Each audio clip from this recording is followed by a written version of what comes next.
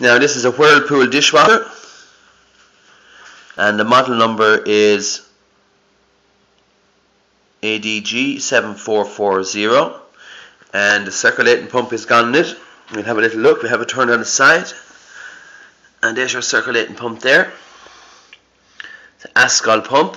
It's a new type pump they're using, and they seem to be going all the time, and the price of this pump is €128, and then labour charge, call out charge to get it fitted, so roughly about €165 fitted, and it is worth putting a pump like that into an expensive dishwasher.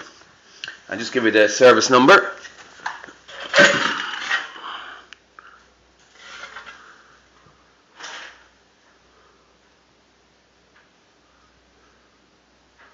(8542-440-15810).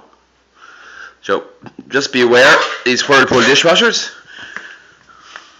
that the pumps they're using are not up to standard.